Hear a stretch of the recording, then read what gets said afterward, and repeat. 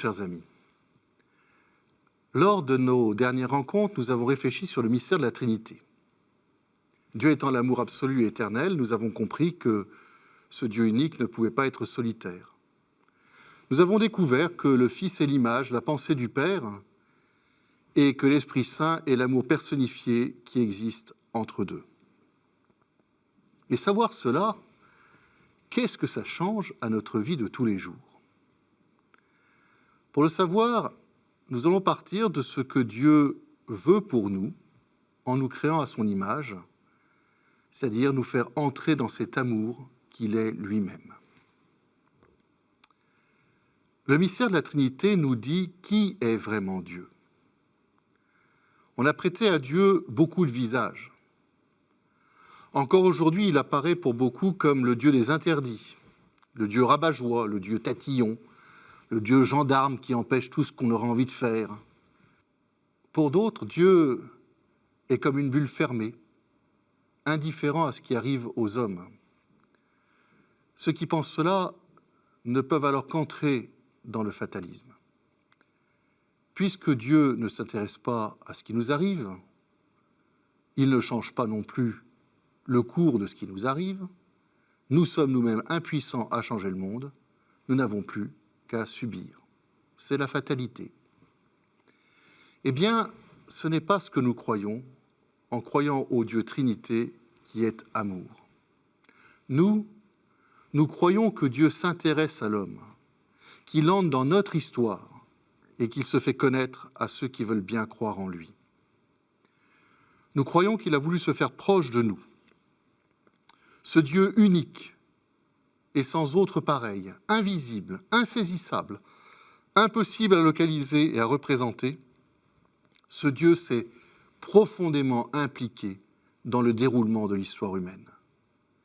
Il y est présent et actif, et il n'a jamais abandonné l'humanité. Et cette implication, cette proximité de Dieu, s'est manifestée d'une façon inimaginable dans l'envoi de son Fils unique pour nous sauver et de son Esprit pour continuer à vivre en sa présence et dans la vérité. Ce Fils unique n'est pas simplement un messager ou un intermédiaire, comme Moïse ou les prophètes. Il est Dieu lui-même en notre chair. Et l'Esprit répandu en nos cœurs n'est pas une simple aide, un soutien que Dieu nous donnerait. Il est Dieu lui-même, présent en nous par notre baptême et notre confirmation. Croire au Dieu Trinité, c'est avoir foi en cette présence active de Dieu à l'humanité. C'est vivre cette espérance que jamais aucun homme sur cette terre ne peut se considérer comme abandonné de Dieu et rejeté de lui. C'est avoir la certitude que tous ceux qui écoutent sa parole et mettent en pratique ses commandements deviennent témoins de sa présence, acteurs de sa proximité et instruments de son amour. Cette foi en un Dieu qui est amour en lui-même, cette foi en un Dieu présent sans cesse à notre humanité, transforme alors profondément notre regard sur les autres.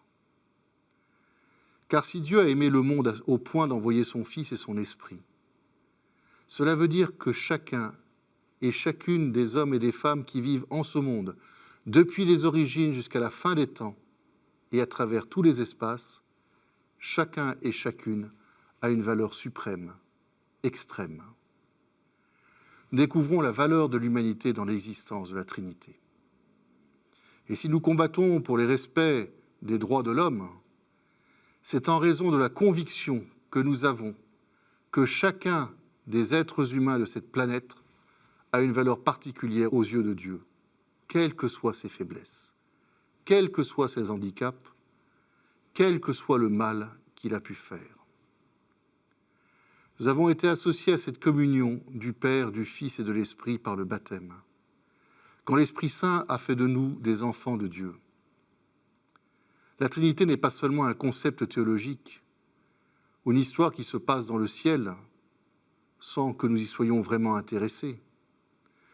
Notre baptême dans le Père, le Fils et l'Esprit Saint nous fait entrer dans cette relation exceptionnelle d'amour qui unit les trois personnes de la Trinité. Et par là même, il fait de nous des êtres capables d'entrer en communion les uns avec les autres.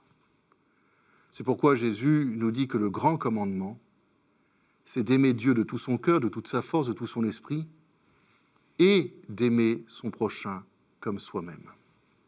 C'est ainsi que nous sommes à la ressemblance de Dieu. Oui, croire en la Trinité change vraiment notre vie. La prochaine fois, nous continuerons notre parcours sur le Credo en nous intéressant à la création. À bientôt.